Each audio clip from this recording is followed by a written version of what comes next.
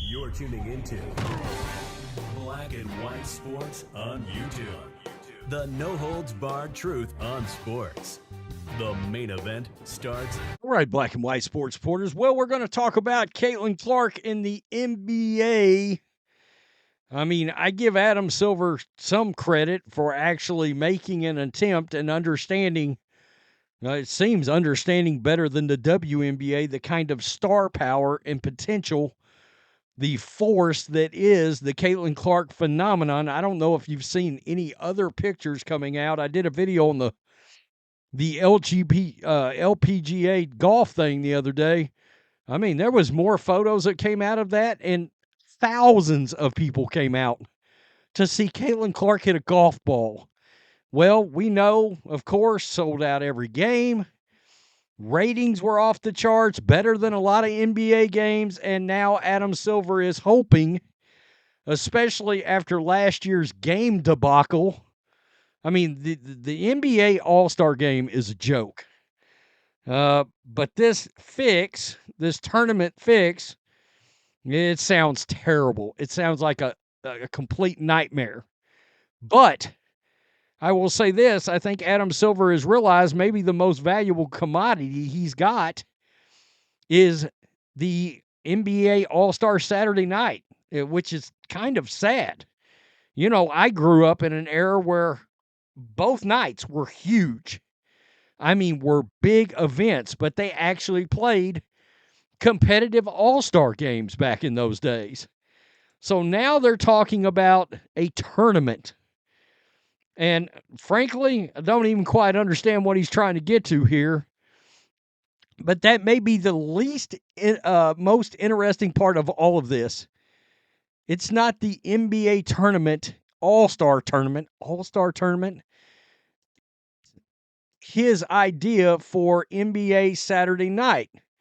Now, in case you do not know, the NBA TV ratings continue to trend. They do. That was the score of last year's All-Star game. I mean, holy crap, that's terrible. The actual All-Star game had 5.5 million viewers, and it was up 20%. State Farm All-Star Saturday night, 10 million viewers. The Steph Curry, Sabrina Ionescu three-point challenge had 5.4 million viewers. And the WNBA All-Star Game had 3.44 million viewers. We'll leave it to Adam Silver to figure out a way to get the biggest commodity in basketball, in all of basketball, into this event. And it makes sense if he wants people to watch, and people will watch this. Sham Sharana. Mark, NBA event to another. We have some breaking news regarding All-Star Weekend here. Our senior insider, Sham Sharania, with us now. What's going to be different about All-Star 2025 in the Bay? Malika, I'm told that the NBA is nearing a 4-team tournament for the All-Star Game in February in the Bay Area, and this is how it's going to work. It's going to be 3 teams consisting of 8 All-Stars per team, and then the winner of the Rising Stars game, all going to come together to compete in a bracket-style 4-team competition. And Stephen Curry, the star host of this All-Star Weekend in the Bay Area, he has been involved, I'm told, along with other All-Stars, having input in this year's game, because we know how disappointed the fans, the audience, Adam Silver, and everyone, even including the players, was over last year's All-Star Weekend and game. Why are the players disappointed? They're the ones that played in it and played absolutely zero defense. And they have played no defense in our game for years now, and has made it a completely unwatchable product. By the way, what's the incentive for any of these 4 teams to want to win this tournament? Like, what is the incentive for it? That's what I don't get. Or are we talking about 4 teams that all go out there and you've got no defense, and neither of the 2 games are the final game of the tournament? I guess we'll see. Maybe the Rising Stars will bring it. That's kind of what I expect, is the Rising Stars are going to end up playing hard against these veterans. In Indianapolis, and that means finding creative avenues to attract competition. And that means bringing back a highlight of last year's All-Star Weekend, which was the NBA WNBA shootout between Stephen Curry and Sabrina Ionescu. Sources tell me that Curry and Ionescu are continuing discussions on bringing back that shootout. There is plans for that, but also potentially including Klay Thompson and Caitlin Clark in that competition this year. Wow. I mean, that would absolutely be must-see TV if those sharpshooters go head-to-head. And to your point, Shams, the All-Star. Okay, so I guess they would have that as a head-to-head competition. There's part of me that would almost rather see Steph and versus Klay and Caitlin Clark. To me, that would be like a little bit more interesting to create maybe a team competition out of that, right? I mean, I don't know. And then the highest score combined wins, whatever they're going to do. But it's clear Adam Silver is he's desperate. I mean, they are calling on Caitlin Clark to save the NBA All-Star Weekend. This product out of Iowa that just took over basketball, damn women's basketball. I mean, took over basketball. Caitlin Clark was such a driving force that now Adam Silver's got to try to get her involved to chum up interest.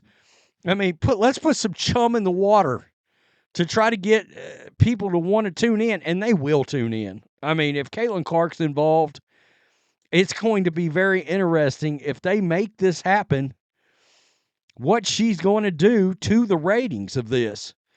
You know, I mean, they've got to do something. This entire weekend has become an embarrassment, you know, especially, I mean, I can't even watch it, seriously.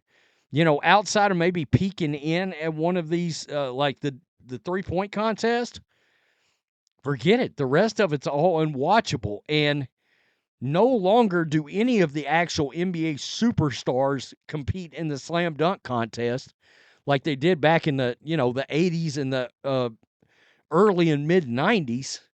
And you would have these large personalities birthed out of the slam dunk contest. Kenny Skywalker. I mean, that was a huge thing. Now, nah, nobody wants to get in it. You know, nobody wants to get it. At least when Dwight Howard was in it, he was putting on the Superman cape and all that. And then it just kind of got progressively weirder from there. And more people that you're like, I don't even know that guy. He's like the 8th guy on the bench for the, you know, Oklahoma Thunder. I'm just throwing that out, but you get my point. You know, it's become unwatchable. But he's trying to call Caitlin Clark in out of the bullpen on this. They're taking on water the NBA ratings, and after last year's game, he's trying to make this the ratings focal point. And I guess he's trying to drum up interest with this tournament. I've got no interest in the tournament because, again, what's going to be the incentive for the players to actually be aggressive? Believe it or not, I remember when defense was actually played in All-Star games. Of course, I remember it when it was in the Pro Bowl too, but, you know, by the end, guys weren't even tackling, and now we don't even have a Pro Bowl. I don't want to hear skills competition. Ugh. Rather watch paint dry. Caitlin Clark now having to save the NBA. It's hilarious. It's funny, but I'll watch it. I guarantee you. Peace. I'm out. Till next time. Thanks for watching the show. Be sure to like, comment, and subscribe. Be sure to tune in next time on Black and White Sports.